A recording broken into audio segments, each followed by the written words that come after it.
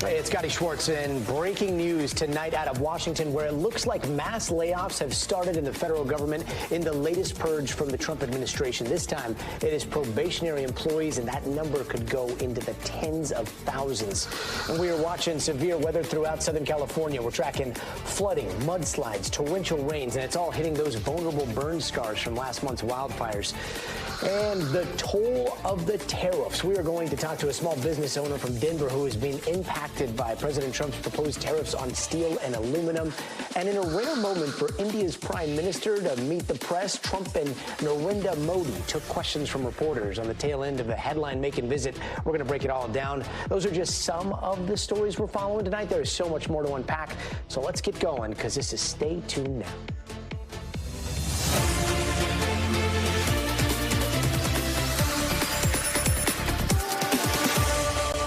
And we're starting with that big breaking news tonight. It looks like the White House has started mass layoffs of government workers. Now, we don't have exact numbers right now on how many employees would be affected, but we do know it likely has the potential of impacting more than 200,000 people hired by the federal government within the last 2 years. And those workers usually have little protection from being fired without cause because they haven't worked long enough for civil service protection.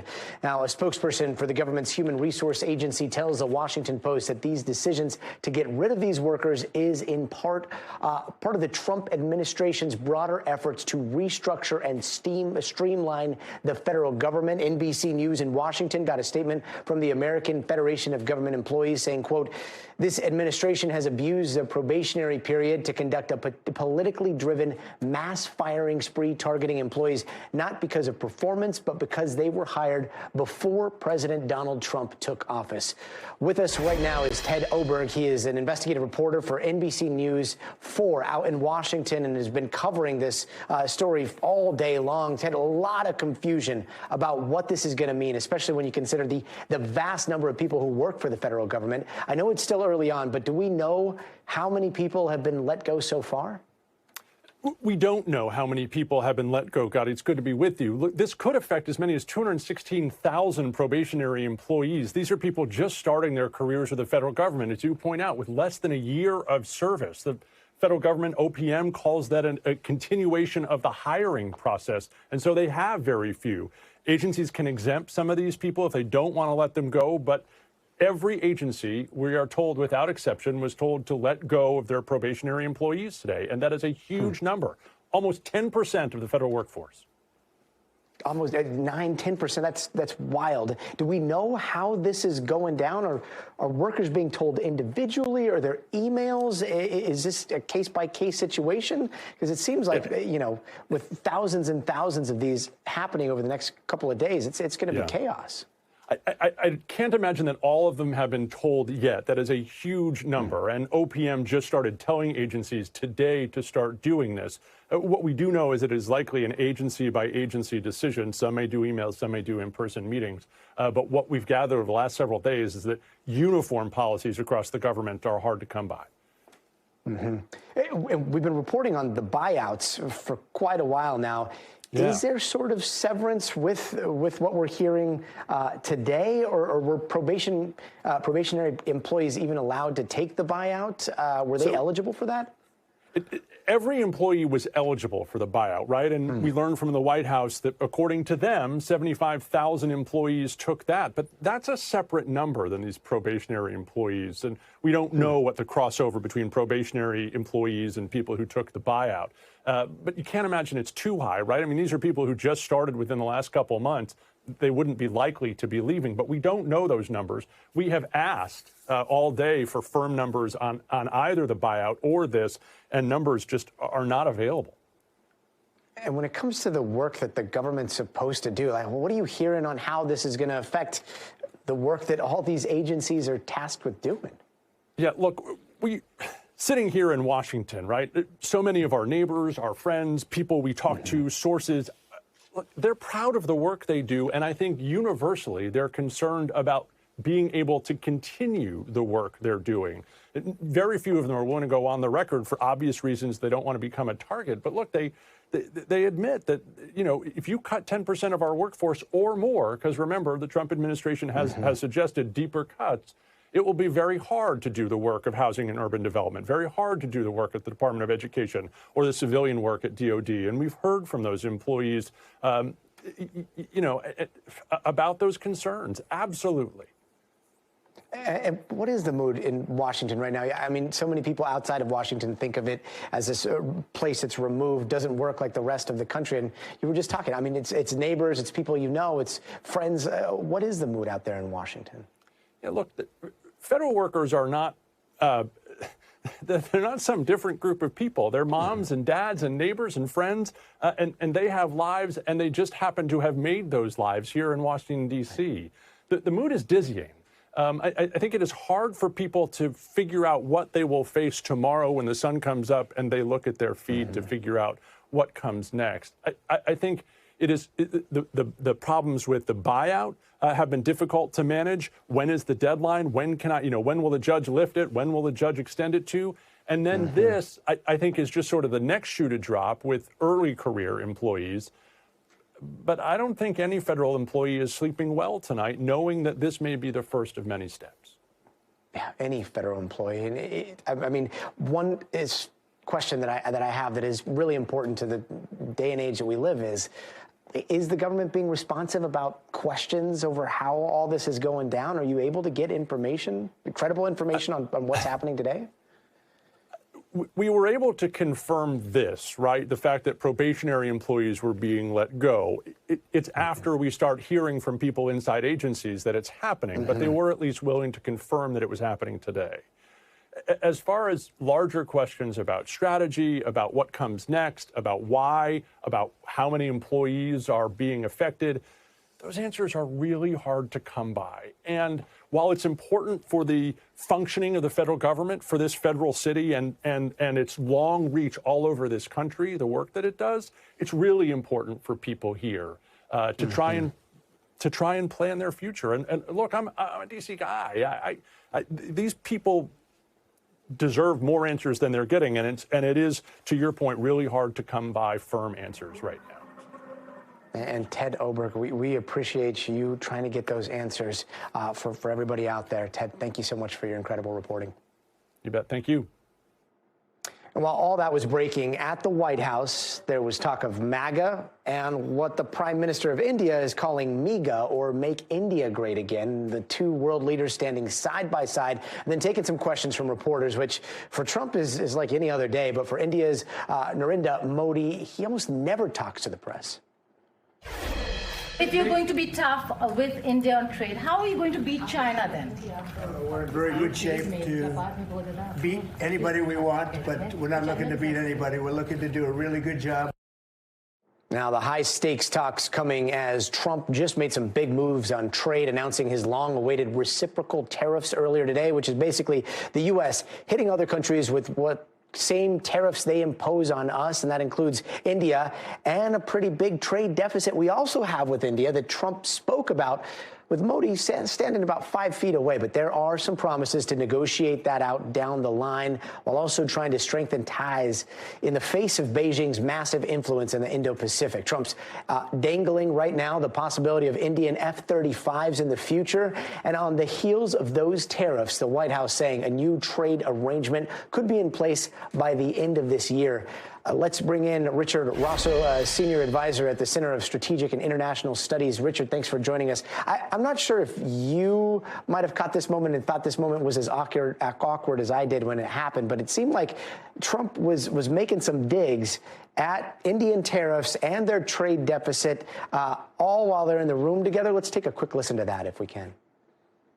As a signal of good faith, Prime Minister Modi recently announced the reductions to India's unfair, very strong tariffs that limit U.S. access into the Indian market very strongly. And really, it's a big problem, I must say. Today, the U.S. Trade deficit with India is almost $100 billion. And Prime Minister Modi and I have agreed that we'll begin negotiations to address the long-running disparities that should have been taken care of over the last 4 years, but they didn't do that. It seems kind of like a bully pulpit at the podium there. I'd imagine today of all days, that would be the first thing that they're talking about when they walk off camera. How do you think the negotiations are going? Well, we know that the Modi camp had been engaging the Trump folks before the election, after the election, and of course, since the inauguration.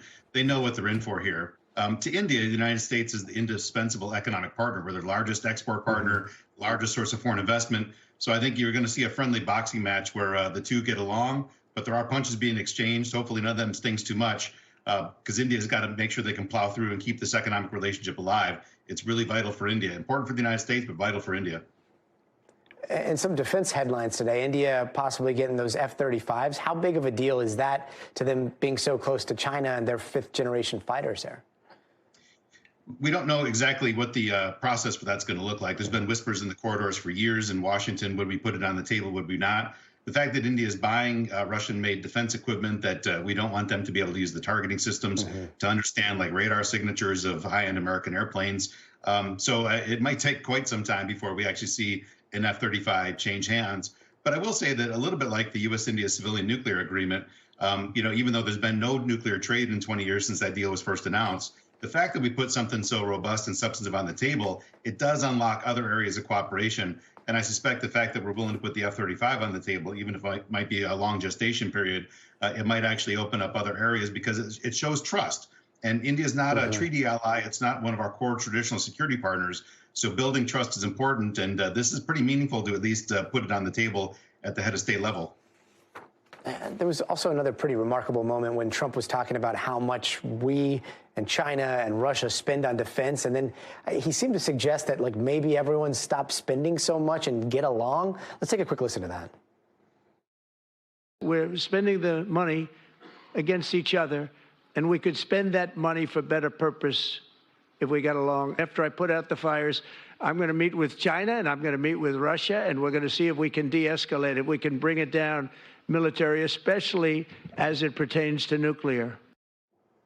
There's tough talk, and then there's the opposite of tough talk, which is that. But is that realistic in this day and age?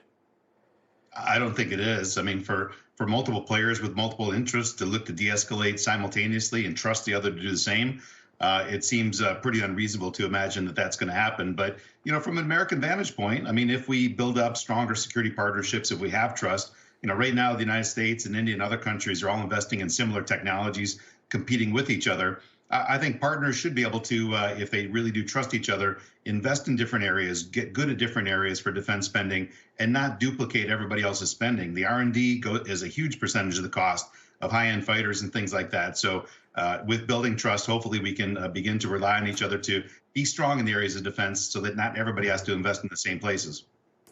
Yeah, we can always cross our fingers. And one other thing, a lot of people forget that India is a pretty big player in the frontier of space. They were the first to land spacecraft on the lunar South Pole. Modi meeting with Elon today as well when he was in Washington. What do you think they talked about?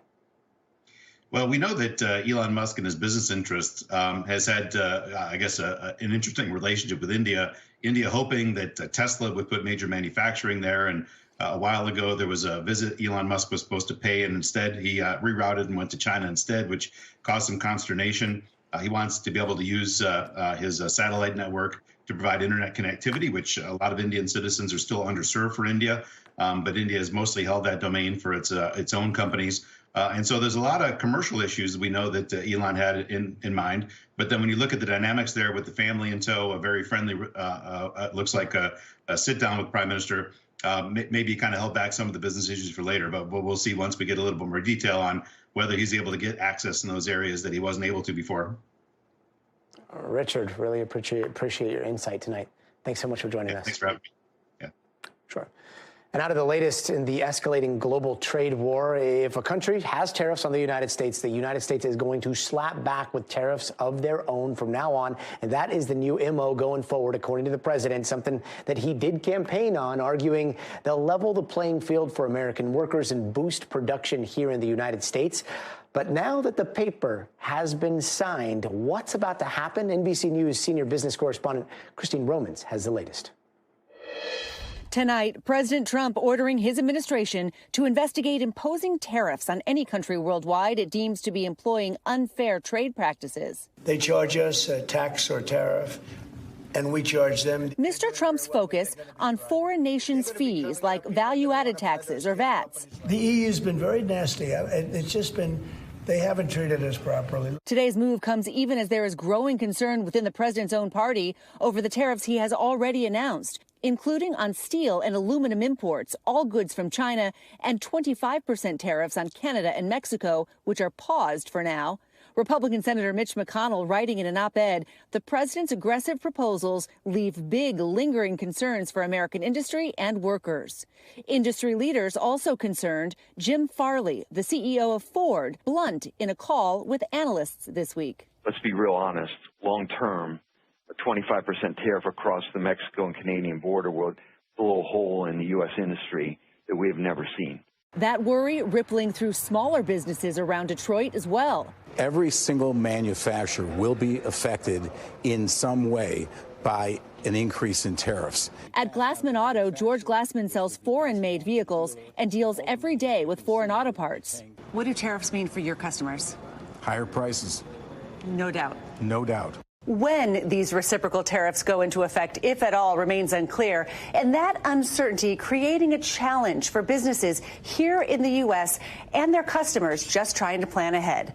Back to you. Christine Romans, thank you. And all this talk about tariffs, it sometimes sounds a little academic unless you're a small business owner that uses a lot of the imported raw material that just got tariffed, like Sandra Payne, who owns a concrete equipment business out there in Denver. Sandra, thank you so much for being with us tonight. I know your company makes those concrete vibrator tools that shake out the air bubbles in concrete. How would tariffs affect your company? It will affect everything we do. We use steel and hose and bearings and aluminum and wire. And not much of it anymore comes from America. We always try to source domestically, but not much of it comes from America. All we can do is order from our sources and then wait for it to come in. The delays have been long, and we don't know. We have no control over where it comes from, except we pay the bill. Huh. I imagine you work a lot with those that are out there building infrastructure on a daily basis. What's the general word like in the construction industry right now? Well, I haven't talked personally to too many of the customers, but our products are used mostly for civil and large commercial projects. Whatever happens to us, whatever costs we have, eventually we have to pass on. So what's happening is it's going to impact all the other businesses along the line, and it will hurt. It will hurt everyone. The promise is that at some point, eventually, you know, the pain will stop and things will be sourced here in the United States. You've been doing this for a while. How do you see it all playing out? I've been in this 25 years. Again, I am not.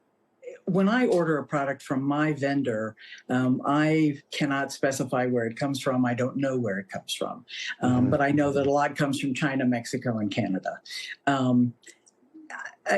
long will it take to get ramped up in America so that we can provide these products? I don't know. But I think that this will be painful for a long, long time, and I'm very concerned. Do you hope that in a perfect world, hindsight being 2020, would you have rather have seen that manufacturing and industrial base built up here in the United States before these tariffs went into place? Sure. I'm all for manufacturing domestically. For years, I heard, owning a manufacturing company, I heard, oh, manufacturing is dead, and it's not. There are many of us out here, but there are just some products that have gone by the wayside over the years, especially after COVID. Things changed a lot after COVID. Yeah, Sandra Payne, thank you so much for offering that insight into how all this is affecting people out there. Thank you. Thank you, Gadi. Sure. And right now, here in California, we're getting hit with some heavy rain, and you can see the radar out there showing it is not stopping anytime soon. And take a look at this video just captured by our crews in the field. This is a car that was on the Pacific Coast Highway, slid into the ocean. We did see the driver of that car able to get out and get to safety there. It looks like he's wearing some sort of badge on his sleeve. But all this causing concern because of the areas affected by last month's wildfires, with burn scars escalating the possibility for more mudslides. Now let's bring in Morgan Chesky, who is now out in Malibu. Morgan, I can speak for a lot of people here in L.A., looking out the windows, seeing all this raining come down, and then we're thinking about what's going on in Malibu. What are you seeing on the ground right now? Yeah, Gadi, conditions are absolutely deteriorating right now as this atmospheric river makes its way inland. The rain only expected to pick up later this evening. And right now, we're standing essentially on the Pacific Coast Highway. Portions have been shut down throughout the day, Gadi, because of some mudslides that have come down from these scorched hillsides. And what we're witnessing here is crews that have just responded within the last few minutes to try to shore up some of the concrete barriers as debris and water builds up on the other side, runoff from the little rain we've had. And that's really one of the biggest concerns here, is because we know more is on the way. That is why we've seen mandatory evacuations go into effect. But at least for here in Malibu, with rock slides and mudslides shutting off parts of this highway already today, there's a major concern that it's only going to get worse tonight, Gadi. And that is why we have seen a significant deployment of Caltrans vehicles kind of up and down the highway as we've made our way down here today. Gadi? And Morgan, I mean, 40,000 acres burned from both the Palisades and the Eaton fires. Is it just a matter of time before we do see some mudslides ripping through that area? Well, we've already seen several mudslides and rocks that have kind of rolled across the highway here. As far as a significant event, that is what fire officials are concerned about. They say that certainly the potential for that is there. They have spent the past several weeks trying to shore up areas that have been identified as being vulnerable by putting concrete barriers up to try to keep hillsides and or runoff in check. They've also deployed some tarps to try to keep ground from becoming saturated and allowing that massive slides that we've seen in years past. Nothing is necessarily guaranteed by any means, but to your point, this is a massive, unprecedented burn scar being exposed to a significant rain event that is something Los Angeles has not experienced before. Certainly a lot of anxiety in and around this area on residents and officials here, realizing the scale of what's taking place here. Gadi?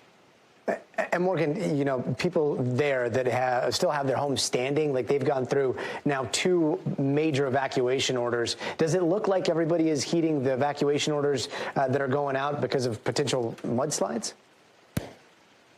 Yes, that's a good point. We had a chance to speak with a fire captain with Los Angeles Department, and he says that they are aware that there is a kind of warning fatigue and evacuation fatigue as a result of the fires that took place. Fortunately, from what we've heard, people heeded the warnings who lived in those areas. We know several hundred were evacuated in the Palisades burn zone, about 100 others in the Eaton fire area. And those numbers, though, Gadi, unfortunately could be going up. The one thing that the fire captain told me is, he says, if you live near a burn area, have your go bag ready, whether you're in an official evacuation area or not, because these conditions, as we're witnessing right now, the rain's picking up, they can deteriorate so quickly. And again, Gadi, just to leave you with a look here, we'll push in. You can see Highway Patrol kind of cautiously leading vehicles through this area that was closed off earlier today. It's now reopened, but it's just likely a matter of time before enough debris builds up to close it down yet again. Gadi? Morgan Chesky out there in Malibu. Morgan, thank you. Let's bring in Bill Cairns now to talk more about the rain that's going on the West Coast. Man, Bill, that map behind you looks absolutely terrible. We just saw what's going on in Malibu. How bad is it going to get here? I mean, just think about this. I mean, the areas that had the fire of like the century are now under severe thunderstorm warning and a flash flood warning. I mean, you can't make this stuff up. I mean, this is about as horrible as we were thinking for rainfall rates. So we've already had about 1 inch of rain in the last 24 hours. And then we got this huge thunderstorm coming right over the top of the Palisades fire. Here's Malibu here, Thousand Oaks, Santa Clarita. Here's downtown Los Angeles. The bright reds show you. I mean, we've already had wind damage. 60-mile-per-hour winds are possible with this thunderstorm as it rolls through. And it's heading over the Palisades fire. And eventually it's going to head right over the top of the Eaton fire. And so we had the inch to kind of loosen everything up, and now we're going to get an inch of rain in about a half hour with a thunderstorm like this, and that's a recipe for disaster. So whatever bad is going to happen with any debris and mud flows or landslides, it's going to happen in the next hour or two. After that, the rain gets a lot lighter. So if you don't hear of anything horrible about the next 2 to 3 hours, then we likely made it through this event. But I have my doubts with the way this radar looks. So here's the flash flood warning. This is considered considerable threat. This is up until 8 p.m. Pacific time. And so this will be even after the rain stops. They're going to wait and make sure that the hillsides are all safe and that they're still not going to give way as they hold all that water. Additional rainfall with what's falling now, about 0.81. Notice, like, Santa Barbara, Santa Maria, those areas are done with the heavy stuff, just some light showers. That's why you're only expecting a quarter inch or less. So once we get done with these thunderstorms in L.A., that's what's going to come afterwards. We still have a chance for isolated areas of flash flooding, not too far from Yosemite here. We do have another flash flood warning in the Central Valley of California, but that's it. We'll wait and see if this translates further south towards Oceanside and also San Diego later on tonight. And here's just a wider view. You can see just scattered showers now in Central California. Just look at this. This is over the last 12 hours, and here it comes. It's just this big, bright red and orange. There's not much behind it, Gadi. We just got to get through this next little, 2-3 hour period. Yeah, and we'll see what this does to the rest of the country. Meanwhile, how is the rest of the other country doing right now? Yeah, so this storm is not just going to stop at the West Coast. This storm is going to go all the way across the country and cause significant problems. They've had a lot of rain in areas in the South and Tennessee and Kentucky, and this storm's going to tap a lot of moisture out of the Gulf. We're going to get severe thunderstorms on Saturday, possible tornadoes, and a huge flood risk. Some areas are going to get 3 to 5 inches of rain. The rivers are already in flood stage. This is going to be a very problematic Saturday, Sunday in the southern Ohio Valley and the Tennessee Valley. And then Saturday night, the Sunday, a wintry mess through the Northeast. Looks like snow from New York City northwards, turning over to freezing rain and eventually rain. By the time we get to President's Day, everything calms down just about everywhere, which is nice, but it gets really cold. An Arctic blast comes down from the north. I mean, highs are only going to be 27 in Kansas City. So it's just been one thing after another, Gadi, and it looks like we'll finally get a little break from one of these storms after another by the time we get through the weekend. Yeah, but what a powerful winter this is shaping up to be. Bill Cairns, thank you. And there is a lot of news this hour, so here are some of the other headlines we're watching tonight. Pilots flying near Reagan National Airport. Well, it turns out they got over 100 warnings for mid-air collisions with helicopters in the past decade. That's according to government data analysis that was just posted by the Washington Post. And 3 top federal prosecutors are quitting after refusing to drop charges against New York City Mayor Eric Adams. Now, just a few days ago, the Justice Department called on federal prosecutors to drop Adams' case, citing that it stopped him from tackling, quote, illegal immigration and violent crime. And an online petition is calling to rename Long Island Sound to Gulf of Connecticut. It calls for America to recognize the greatness of Connecticut, which describes itself as the, quote, pizza capital of the world. And over 300 recording artists are urging lawmakers to get radio stations to pay them for their rights to their songs. Household names like Aerosmith, Celine Dion, Mariah Carey are penning a letter to congressional leaders saying they are potentially missing out on billions of dollars in royalties. Currently, stations pay royalties to publishers and songwriters, but not necessarily performers. And Valentine's Day this year is coming with a price. The cost of chocolate has jumped by over 175% in the last 5 years, according to the Federal Producer Price Index. Severe weather and crop disease in Africa are limiting cacao supplies, leading to the price surge. And all that being said, still, happy early Valentine's, everyone. Don't go anywhere. We are just getting started. Up next, we've got the latest details from Munich after a car plowed into a crowd in the German city. Plus, there was a massive gas explosion at a department store in Taiwan. That's all coming up ahead, so stay tuned.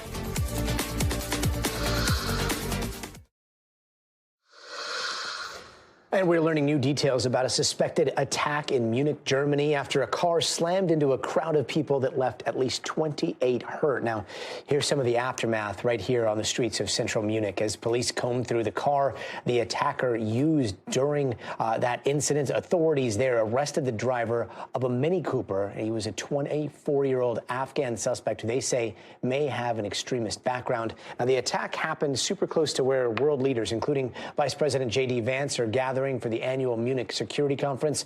And remember, just a few months ago, 5 people were killed and some 200 hurt when a car drove into a crowd at the Christmas market in eastern Germany. NBC's senior national correspondent Courtney Kuby is in Munich following the latest for us. Hey there, Courtney. Gadi, earlier today here in Munich, a driver slammed his vehicle into a group of pedestrians in a busy intersection. That driver has now been identified as a 24-year-old Afghan man who was here in Germany seeking asylum, but he was also known to local officials who are aware of him for past criminal behavior, including possible drug offenses. The big question remains, why did he do this? This group of protesters were actually protesting in favor of higher wages here, but it's not clear if he was actually targeting the protesters or they just presented a target of opportunity, a big group of people in a busy intersection. As of tonight, we know at least 28 people were injured in this attack. We're still waiting for more specifics on exactly how serious some of those injuries are. The suspect was taken into custody without any kind of issue, according to German officials.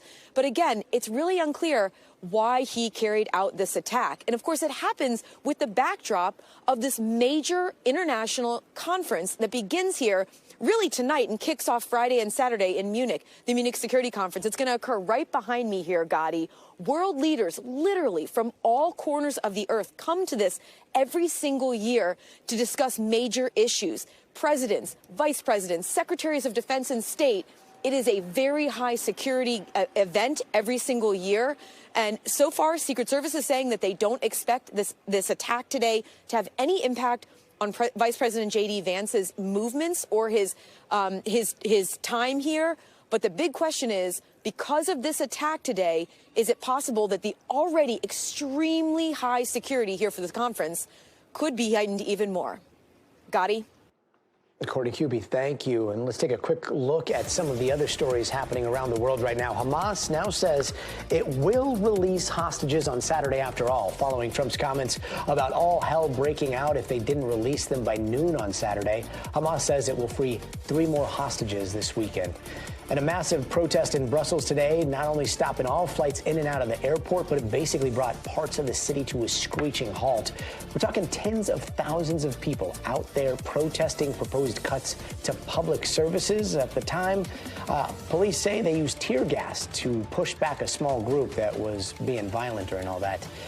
And a shopping mall blew up in Taiwan today. I mean, the video is pretty wild. It happened at the mall's food court. You see the aftermath there. At least 4 people were killed. That's it happening. Another 30 people were hurt as that explosion ripped through. Local reports say some people were blown out of windows. Now, it's still unclear what caused the explosion, but officials suspect it might have been a gas leak. And Sri Lanka suffered a nationwide blackout this week, all because a group of monkeys decided to have a fight inside of a power station. Now, power was restored to some areas pretty quick. A lot of homes were left without electricity for hours. There was no comment from any of the monkeys involved because the first rule is you don't talk about Fight Club. Up next, another pick successfully making it through. The Senate just confirmed Robert F. Kennedy Jr. as health secretary. So what's the HHS going to look like under him? Those details coming up next. Hey, welcome back. It was a busy day on Capitol Hill with confirmation hearings and votes for key positions of President Trump's cabinet. And there are still a few big ones left, like Commerce and Education Secretary, who we will hear a lot about in just a moment. But 16 out of 21 cabinet posts have been filled with the swearing in of RFK Jr. to lead the Department of Health and Human Services. Now, Kennedy fought through a lot of heat to get to this point, including from Senate Republicans concerned about misinformation that RFK has spread in the past. Ryan Nobles has more from Washington. Yeah, Gadi, and it really should not come as a surprise that Robert F. Kennedy Jr. was sworn in and won confirmation as the next Secretary of Health and Human Services, despite the fact that there was a lot of controversy around his appointment and the fact that there were a number of moderate Republicans that seemed to be a little worried about the stances that he took and the answers that he gave during his 2 contentious confirmation hearings. They were very worried about his long skepticism around vaccines and the fact that in those hearings, he wouldn't definitively reject this idea that vaccines cause autism, despite the fact that that has been debunked by professionals for many, many years. Now, regardless, many of these moderate Republicans say that they've had private conversations with him. They've been assured that he's going to be focused on Trump's agenda, not his own. And they also say they agree with him that he wants to tackle what he calls the epidemic of chronic illness in this country. And he's going to have the opportunity to do that from a powerful perch at the Department of Health and Human Services. It's a $1.7 trillion budget. It runs departments like the Food and Drug Administration, the National Institutes of Health, and of course, the Centers for Disease Control. Robert F. Kennedy Jr., already on the job, was sworn into office in the Oval Office with President Trump just a few hours after winning confirmation. And now it's going to be up to these Republican senators who expressed a level of concern about him in this job to conduct rigorous oversight on him once he's into this job. And many of those senators said that's exactly what they plan to do. Gadi? Ryan Nobles, thank you. And day number 25 of the Trump administration. And as we've mentioned, all those DOGE cuts are starting to add up. $25K here, $9 million there, a whole lot of Politico subscriptions canceled. And that's all the small stuff. There are still the big ticket items like those mass government layoffs tonight and the $37 billion in federal employee buyouts that we've been also talking about. But this White House is eyeing even bigger cuts, the kind that need an act of Congress. We are talking about one of the biggest budgets in the federal government, the Department of Education. And if President Trump gets his way and his nominee for Education Secretary gets confirmed, big changes could be on the way. Linda, I hope you do a great job and put yourself out of a job. Nail the interview, then shut it down. That's the expectation for President Trump's education nominee. And priority number one. So how soon do you want the Department of Education to be closed? Oh, I'd like it to be closed immediately. Empower states, not special interests. Invest in teachers, not Washington bureaucrats. On Capitol Hill today, tough questions about the proposed elimination of the department Linda McMahon could soon lead. If the department is downsized, would the states and localities still receive the federal funding which they currently receive?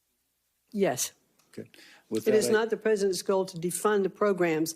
It is only to have it operate more efficiently. What will you do if the president or Elon Musk tells you not to spend money Congress has appropriated to you? We will certainly expend those dollars that Congress has passed. But if there is a movement to abolish the Department of Education, it has to go through the United States Congress. Yes, it is set up by the United States Congress, and we work with Congress. It clearly cannot be shut down without it. President Carter today signed into law a bill establishing a new federal department. It's the Department of Education. The creation of the Department of Education back in 1979 was partly symbolic, right? The importance of education to the country. And we are here to see that all American children will have the equal opportunity for quality education. In the late 70s and 80s, a new education model took shape. While books and curriculum were left to the states, funding programs like Title I, Pell Grants, and IDEA were combined under one roof. The Trump administration's new plan, leave it all up to the states. If confirmed as secretary, I will work with Congress to reorient the department toward helping educators, not controlling them. It's the in-between period that has parents and teachers worried about what comes next. Because when your house is on fire, you don't cut the fire department. You send more help. And those hurt the hardest will be the working class, the middle class, and rural Americans. The issue of the transition is simply one of disruption and chaos. If we were going to make that change, you'd want to find a way to do it so that the programs that are key to these students throughout the country aren't disrupted. As American students lag behind their international peers, and with math and reading scores still below pre-pandemic levels, the stakes for the biggest overhaul in the American education system in a generation could not be higher. Unfortunately, many Americans today are experiencing a system in decline. We can do better. And Vaughn Hilliard joins us now. Vaughn, put yourself out of a job. President Trump's own words. Why would Linda McMahon even want this job? Well, Linda McMahon, she served in the first administration as a small business administrator. She is somebody who was the co-chair of the major organization that was comprised of a bunch of staff from Trump's first administration over the last 4 years.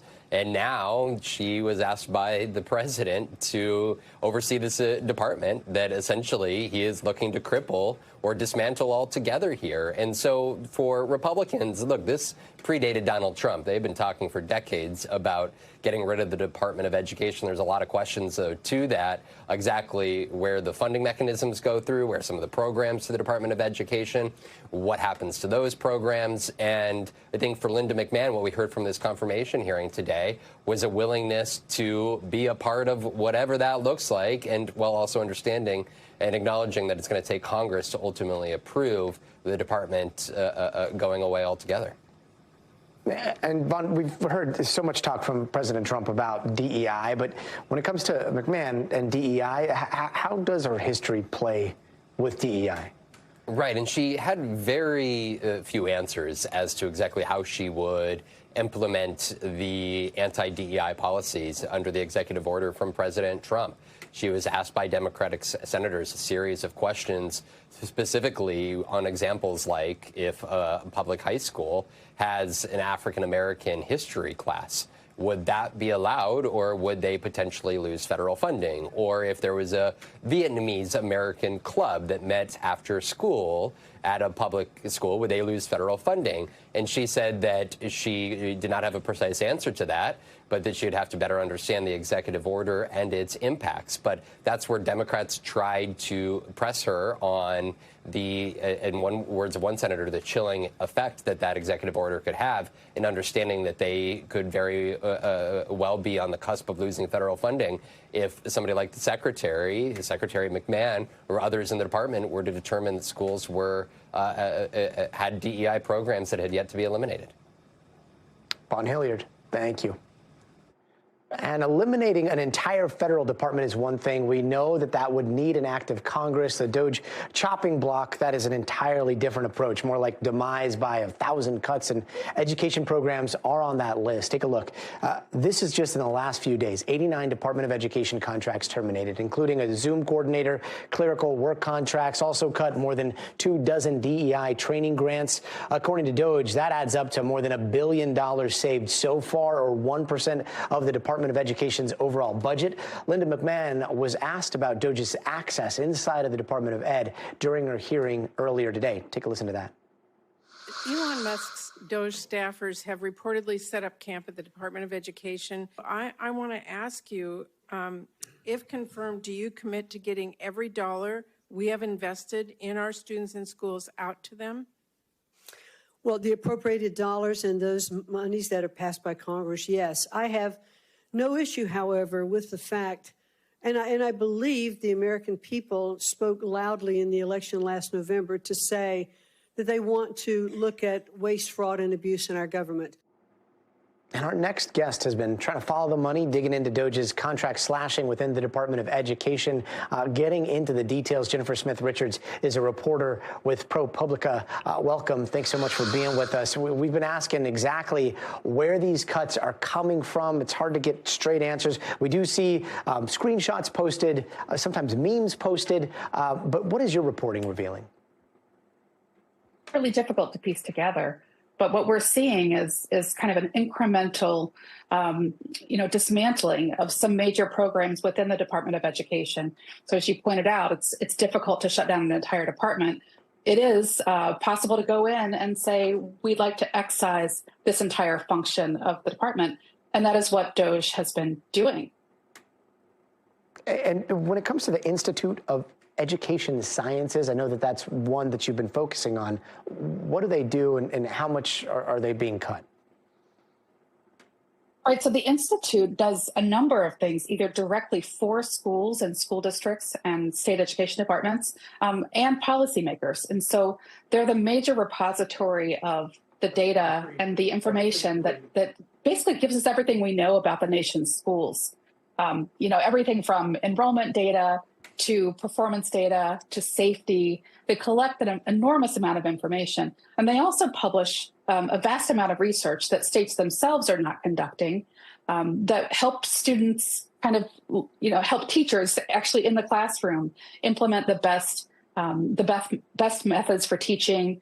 They do this through a big clearinghouse of information. So they publish a vast amount of data, give a vast amount of information directly to schools that then use that to make changes within the classroom so that all students can learn.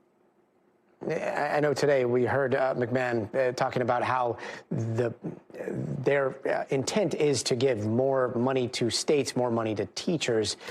Is there waste or overspending at the Department of Education to be found here? I mean, it's difficult to say. Like, no one is in favor of fraud or waste or abuse. There are, a number of large contracts and contractors that are doing research and work, but it appears to be data that is being used by schools and is valued by policymakers so that they can make decisions about, where to allocate money for students with disabilities, where we are being successful with Black students, with students with disabilities, with English language learners. This is information that, in the past, people have found valuable, educators have found valuable. Has it been valuable? Because we've had that information for quite some time, and the metrics still seem to show us lagging behind. That's true. I think that most people would say having information is better than not having it. But this is essentially how we are able to compare student achievement from state to state to state. And that seems to be something that most people would like to have. Yeah, hard to talk about improvement when you don't know where you stand. Jennifer Smith Richards, thanks so much for being with us. Thanks for having me. And coming up, sure. Was it a real gun or was it a fake gun? That is a critical question at the ASAP Rocky trial. We're going to have those details up next, so stay tuned. Hey, welcome back. Here are some of the stories happening out west that we're following right now. Earlier today, closing arguments started in the gun assault trial of rapper ASAP Rocky. The rapper faces 2 felony counts of assault with a semi-automatic gun after a confrontation with an old friend. Now, a key question is whether the gun that was used was real or fake or just a starter pistol that only fired blanks. Now the case is headed to the jury. Border patrols in Arizona have grabbed about $127,000 worth of meth in 2 separate cases. A migrant was arrested just over a mile from the U.S.-Mexico border carrying a large backpack with drugs. Officials say they captured about 140 pounds of meth in total. The migrant is now facing drug smuggling charges. And L.A. is seeing heavy rain and flooding right now. You can see right there that car driving onto PCH. We told you about it earlier.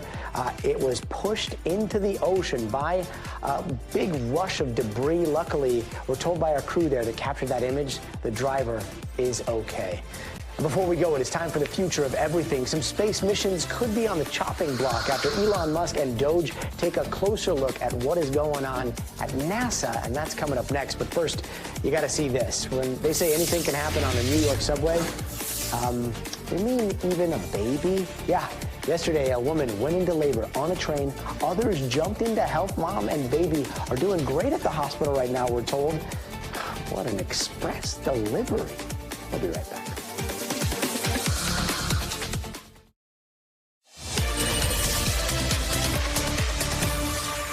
Hey, welcome back. Here are some of the tech stories we are following right now. If you use Google Calendar, well, some cultural events are now missing. Over the past couple of weeks, users saw things like Black History Month and Pride no longer listed. In a statement, Google said it removed those events in the middle of last year for apolitical reasons. It comes after the search engine relabeled the Gulf of Mexico to the Gulf of America on Google Maps. And Apple is back to advertising on X. Users saw ads yesterday for Apple TV's Severance and Safari.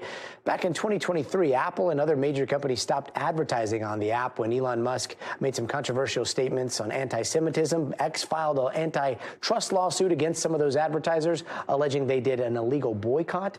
Apple is not a part of that lawsuit. And finally, the fire on all fronts that we've been talking about with the new Trump administration continues, and it looks like things are heating up all the way to space. First, we've got Boeing, who says that they are expected to lay off about 400 employees on its moon rocket program by April. But in the whole program, Yeah, it could actually be on the chopping block, with critics of the program urging President Trump and Elon Musk to axe the entire thing, saying its $24 billion price tag is too pricey for the results that we've seen. But wait, because there's even more here. Now, NASA is coming under the microscope, soon to be audited by the same man they gave billions of dollars to in contracts. There is a lot to unpack here. And here to help us is NBC correspondent Marissa Parra. Marissa, we know the SLS moon rocket has been stirring up controversy for years, but does it look like we could see it go away soon?